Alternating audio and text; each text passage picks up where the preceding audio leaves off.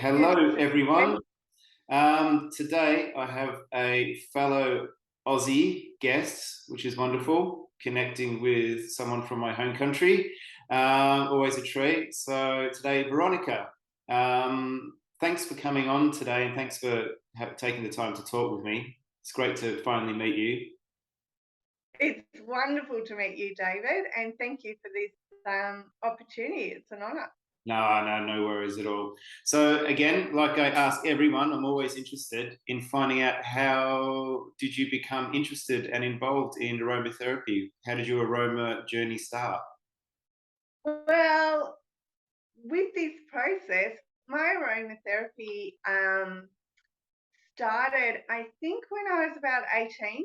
My cousin trained as a massage therapist, and we were just in a country town outside of Melbourne. And I remembered because I found this, which is what she gave me, and it had um, Chinese bowls Okay. and essential oils, and that was my first exposure. Did I know what to do with the oils? No, I didn't. Um, and I was at that time.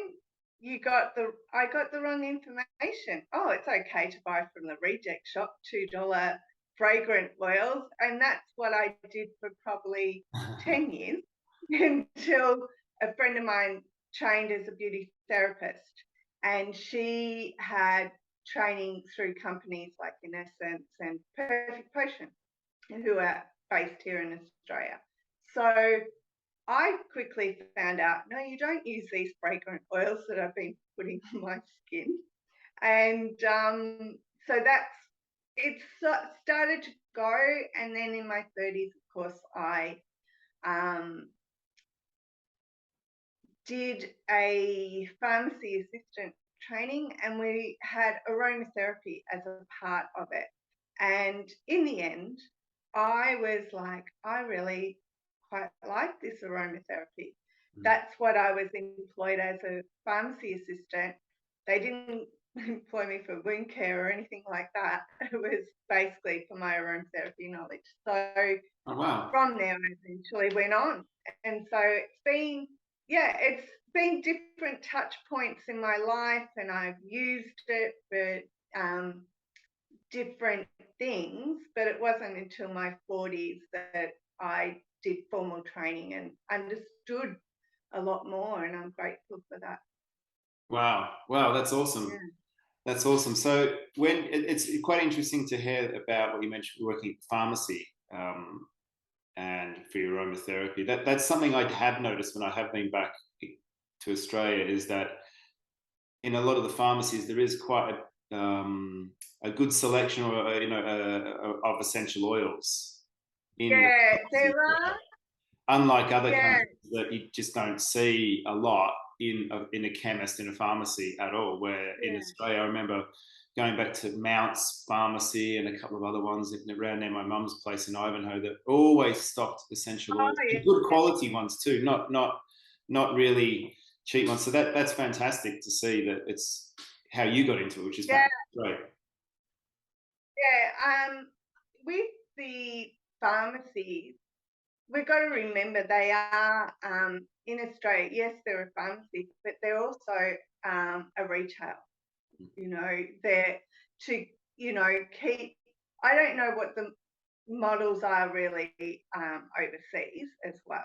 It can be different. It's different in every country. But in Australia, we have the guild, and they train you. I found my old workbook, which is the In Essence workbook, and they take you through.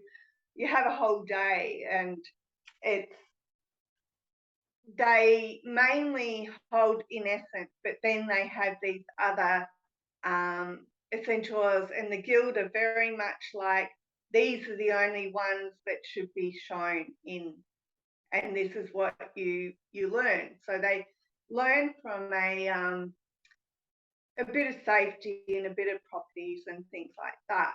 So, but there are those that don't know, like yeah, if you went to, say, Chemist Warehouse. Oh, of course. They, yeah, because they don't necessarily get trained under the guild, their assistant. So yeah, it's my family has been exposed to pharmacy, and I think that's why I tried it. But my career was so short; it's not worth even really putting on my resume. Okay. No, but at least it gave you a foothold in there, into that world, and started your journey. Yeah, it did. It was a part of my journey, and it gave me, I guess, some understanding, and also it helped when you looked at the pharmacology of essential oils. Yeah, Yeah. yeah. Whereabouts did you study? Where did you go to learn?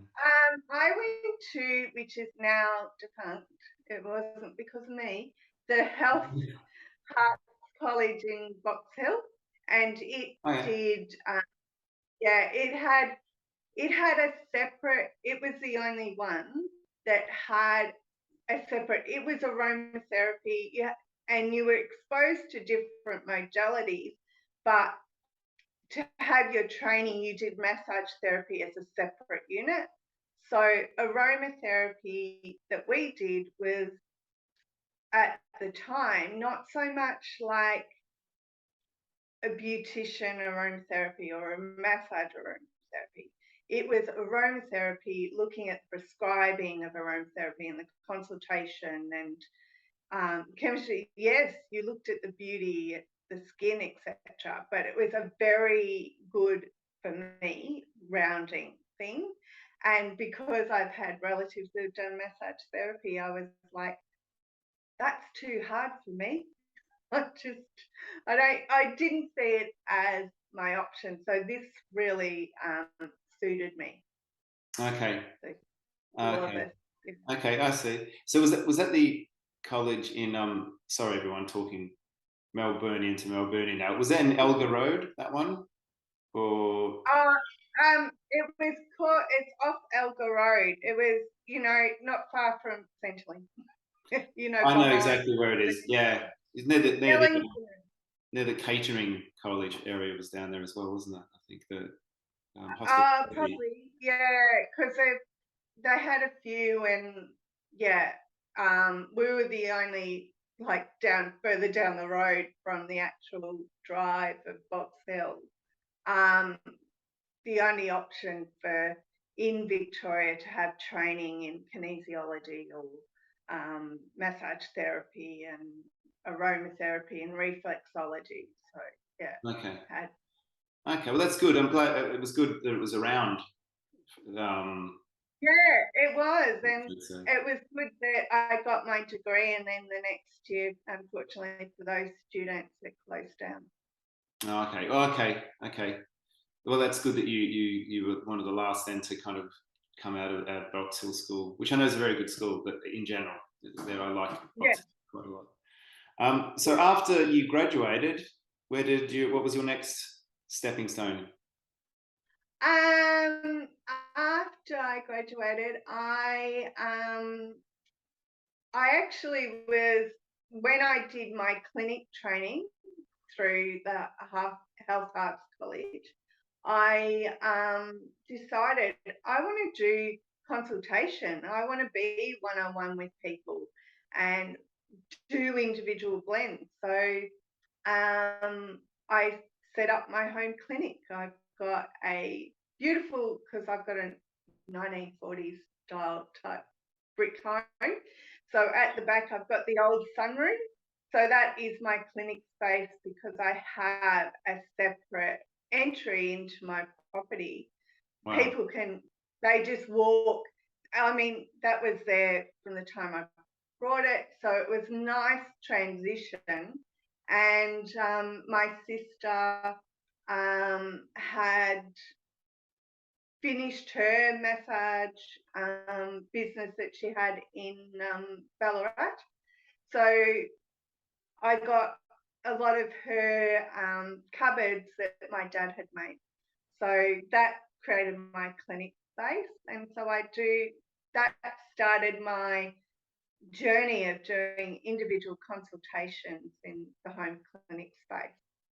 Okay, And wow, from that's great. That's awesome that yeah, you're able to just to go straight bang, set up your own business at home, which is great. yeah, yeah, because it didn't appear to be other options of going into clinic for aromatherapists unless you were a slash naturopath sort of Okay. thing. You could get into clinic spaces. Um, so I felt, yeah, the home clinic was an easy transition because it had, access. It has all, I have a separate area to do the blending, etc. So, yeah, I'm very, Okay, very fortunate. fantastic. And sorry, not to digress, but do you also offer do a massage, aromatherapy massage as well? No, Or no? no, because no, I um I don't. I have a lot that say, "Oh, I'd come to you, Veronica, if you did massage," but I didn't go. Yes, I can do a certain level of massage if I chose. I wouldn't go doing full body because I didn't go and do a separate course as a Okay. massage therapist. It Yeah. was separated. Um, The training was separated. It was the Yeah, massage. And yeah, got it was, yeah. So you basically, and that's what attracted me because I didn't want to be the massage therapist. got you. Got you. Um, Yeah. just, just except along my travels, even though I've always still had my clinic space, I did for a couple of years work in aged care doing hand massage, which was your hands and your legs and a bit of the back type thing. And I was really fortunate towards the end of that. It was just before COVID hit. And I was working in dementia unit for, I think I was probably a solid year there. That's all I ended up doing because I ended up for me, I was under a contract with, there was a middleman between me and the home. Hmm. And the home was in Blackburn, and because I'm in Surry Hills, it was like just so close that traveling for the other ones in South Yarra and everything, it was just too draining, to drive and try and find parking and yeah. So Yeah. I actually really enjoyed working in the dementia unit and Mhm. how the nurses light up because they know that, oh, Veronica's here and she's going to put on the diffuser, and I talk to them and find out who needed what and what was going on. And because I was only every 3 weeks, I'd also find out if anyone had passed on or, yeah, different changes. So, Mhm. yeah. Okay. Wow. Well, so that was I'm not sure if you caught up with my last talk I did with Maria. Yes, From I London. did. You should contact her. I know she's reaching out to therapists that work in home care, hospice care with dementia and aromatherapy. So you should definitely get Yeah. in touch with her. And, Well, I'm actually out of it now because when COVID hit, a lot of different other things happened. So I was like, I resigned. I was like, this isn't for me. I still love that work to work with dementia, and I did do some. Um, in Australia, we have some free training on dementia through the University of Tasmania. So I did that so that I can actually still do that in my home clinic because I okay. have had ones which I was doing before I went into aged care. So yeah, Yeah. Yeah. No, I think. it is. Sorry. It was really interesting watching. Right, I was just like, yeah, that's what you love. Yeah. Yeah. Absolutely. I think it's a very important area of care within aromatherapy. The Yeah, dementia, Alzheimer's, aged care kind of relating, with essential oils and aromatherapy, how it works. It works really well, I think so, and it's an area that I don't know Oh, too much about, but yeah, yeah, it definitely does. I think the UK is probably more accepting than in Australia. okay, There's still, because if you're helping people, it's those that can afford to pay. It's not like overall, it's not something that the government pays for. got you, So, got you. It's a yeah, separate. Okay, okay. How yeah. long did you work? How did you do that for up until COVID?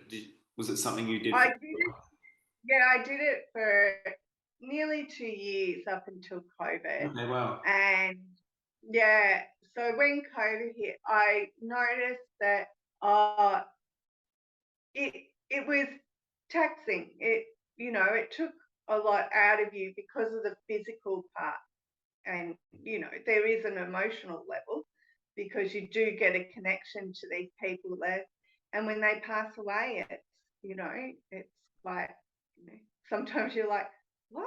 They were just so alive the last Mhm. time. Yeah, Yeah. yeah. That's one of the hardest things being a therapist, isn't it? Like getting connected with your clients and then losing them. So it's difficult. Yeah, but knowing that in some cases I was the last to see them before they passed away, so it's a gift in a way that you've had that connection and they seemed quite at peace at Hmm. the end. Mm. Wow, that's wonderful. What oils did you were popular? Um, Um, well, unfortunately, under our model, it was with Pacific brand it was all pre-mixed. So um, got you. Yeah. yeah, a lot of them could be a mixture. Of course, I did find with one client, I decided I'd been using lavender most of the time, and I decided to use rose. And she took me to her mother's graveside. Like she was just weeping so much that Wow. I had to put in the notes that yeah, stick away from Rose because she was just it really upset her. So Oh, I really? had to yeah, I removed the rose like we use gloves anyway. So I removed the gloves, I washed my hands, and I quickly got some lavender and put that on her to bring her back and not leave her in that space. Wow. Because she was, yeah, it was the one of the ones that was very, I know scent impacts you, and the memory link can be quite strong, but this. I was like, oh my goodness, I'm at her mother's gravesite. She's reliving the funeral. So Wow. yeah. Wow. See, that's the power of essential oils. And yeah, and that's why I did always in my individual in the clinic, I would say, is there anything that upsets you? Is there an oil that, brings on too much emotion or, has a really bad link to trauma or Mm. that so that you're not bringing that up. And sometimes that oil might come up for them and you use that in a blend, but it's being mindful. And especially after that impact, I was like, ooh, I was right on the money, always checking Yeah. those. Yeah. Rose is often associated with usually, and I say usually, of course, with fond memories of of parents or rose gardens. I know with me, I evoke memories of my dad and his rose garden that he loved, and it's all good memories. So, but it's also, as you said rightly, those memories can be quite distressing as well, quite upsetting with depending on the person, of course. So Yeah. Yeah, and you don't know what their experience was. Maybe they had worn rose to the funeral and that's all they smelt while her mother was being lowered, or yeah, you just Yeah, exactly. So it's wow. whereas there are flip sides that because I did a in the beginning of my clinic, I did a lot of grief support, as in doing oils to help them um, through the process of Okay. basically, to help them with family dynamics and funeral. Yeah, and a friend did say to me, oh, "Why do you do that? Because it's very draining." She could see draining, and I just said, "No, it's a complete gift to come up with a perfume that they can wear, not only for the day, but, for at least a month or 2 months later to Mm. help them." And everybody's journey is different, but scent can, I always call it like a comfort, just, guiding you along. Absolutely. That's a great way to put it. Absolutely.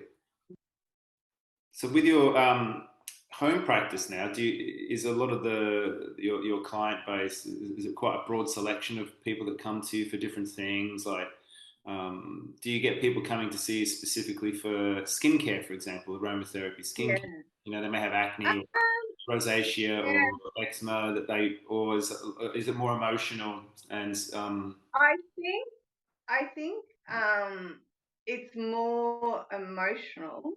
There might be a physical, but I think um, it always turns out there's something emotional. Like when I'll do like the typical aromatherapist prescribing, and because I've done aromatic kinesiology, which can help with the emotions a lot easier from both, I feel, from the practitioner and the client, that I am doing more emotional work these days than a specific. I never seem to do skin conditions. I did in my like in my degree, like you had people come in when you were doing your clinic hours, but I haven't had that in my professional life as such. But yeah, I'll have a lot of respiratory through winter, or but a lot of it has been emotional, okay? and I guess that's because of the setup of modalities around. Yeah, No, no, that's great. It's good to have a specialist and a niche in that respect as well. So yeah. that's really. And was it I always like to ask if you've done any other training to accompany your aromatherapy, but you just mentioned you did kinesiology. Is that right? I did aromatic kinesiology, which is a system that Robbie Zeck, who is the Blossoming Heart book. Have you Okay. heard? No. No, Um, I'm not familiar. no, No. Robbie Zeck is an Australian in Ballarat, and about 20, probably 25 years ago, um, she created a system. She was a aromatherapist, a naturopath, and a kinesiologist, Okay. and she'd also done acupuncture and massage.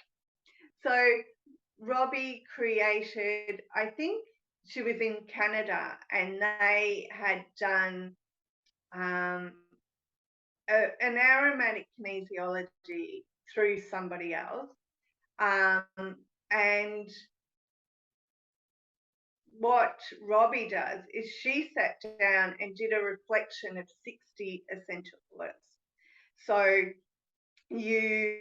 I would say, be meeting with you, David, and I would test to find out what is going on in the body. Like, what is it? Is it that you need a de-stress blend? And we go through a period of tools, and we would click with the massage, with the muscle testing to find out what quadrant, what oil is that? Is it in the emotional, and could it be whatever that oil is in the emotional Okay. quadrant? And then from that oil, you work with that with a particular tool. It might be a nurturing tool, and the nurturing tool has different things. So I find it just so beneficial because there is a structure behind it. And I did all the 4 levels with Robbie. Okay. Wow. Wow, that's Yeah, fascinating. That's interesting to incorporate that kind of energetic system into the oils. I love it. I think it's great. yeah, it is great. I guess I'm a big advocate for Robbie to Okay, now work with. you'll have to message me a link to the to her book after we I after we definitely speak. will. I Yeah, definitely yeah, will. I'd love to research it. It's the one book I don't have sitting right next to me right now, which is strange for me. I normally have it. No, I look forward to investigating that when I get back to Australia. That's for sure. Yeah, definitely. So is with your practice with oils wise, is do you blend them with other oils, or do you make fragrances like different Yeah, sprays or creams or balms, or is that yeah.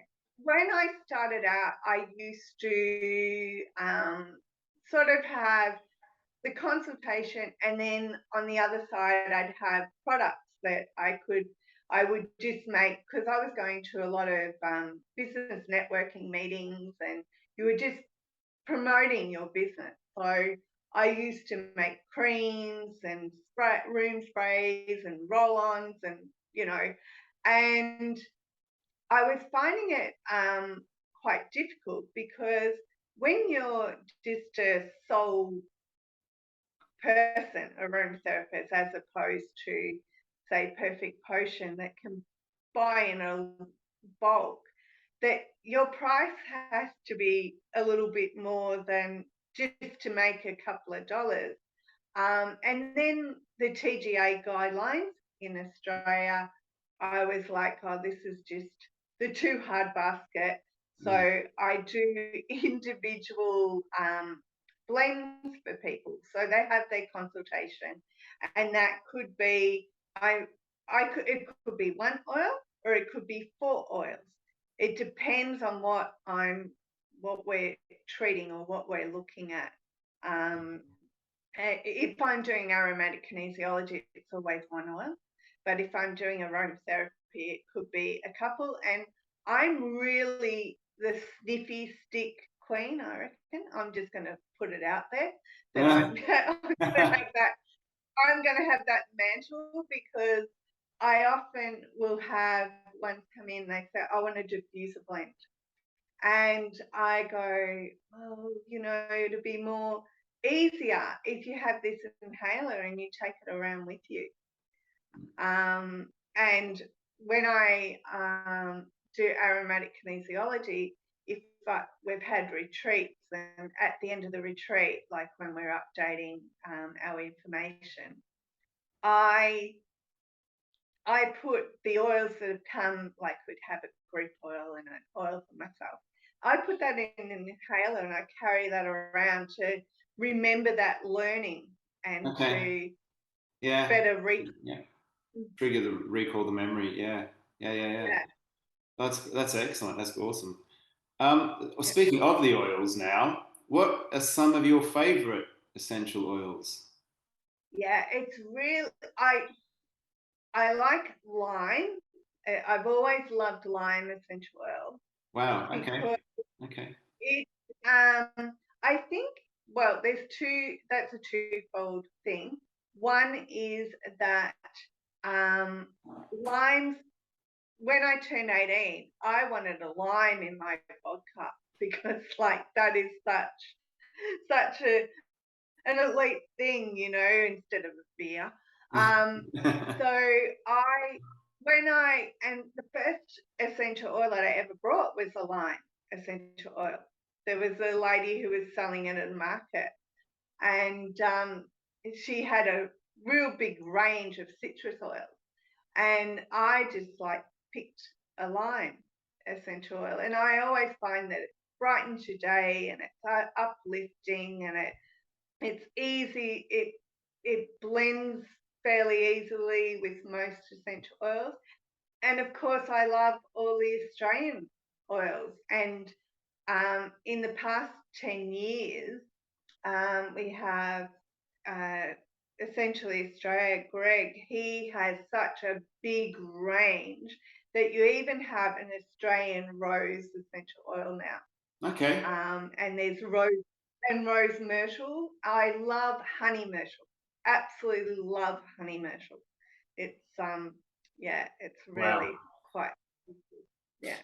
Yeah. No, I look forward to trying a lot of those indigenous Yeah, oils when I yeah, get back, for sure. Absolutely. How about some of your least favorite oils or ones you don't get along with? yeah. When I was studying, in my second year, what did I have? Oh, one time I was at a thing, and I actually like it now, but I went through a stage of hating neroli. And it was a blind test. It was in one of Sal's workshops, and it was this blind test. And it was an emotional day for me. I'll add that sector for it. Anyway, I'm smelling in the blind test, and I said, that's the most revolting tea tree that I've ever smelled. I said, I don't even know if it's tea tree because I don't mind at times tea tree. If you're ill, I quite like tea tree, but if I'm not ill, it's like I'll keep it to the side. And Sal was in absolute shock. He goes, it's neroli. You love neroli. Like you've just described it. And I just was like, no, I wasn't even smelling that. So No. but Vetiver, we go on, I think it's too pungent, it's too earthy for a Pisces that's light up in the sky. Yeah. That's interesting because Better is probably my all-time favorite. But so it's interesting how we everyone's different, and maybe it's a masculine thing. I don't know. I know that. I'm like, if there's a grief period in my life, I love Vetiver. And Vetiver with, I know the issue of using spikenard, but I do use that if like someone close to me has passed away. I find it very beneficial that I use it for that period to help through. So I understand why people like Vetiver. Yeah, It's no, just I know. We're all different. We're all different. and our smells change. Like that particular time, I couldn't believe. I was like, "You got to be joking me! That did not smell like neroli." And I was like, "Yeah, it is." Yeah, like wine, our noses change and our taste buds change Yeah, over time. yeah. Sorry, Veronica, we're heading towards the end of our time today. It's gone really quick. I know we could keep talking for hours, but I want to thank you for chatting with me today. It's been great, and I've really loved hearing your journey from a fellow Aussie. It's great.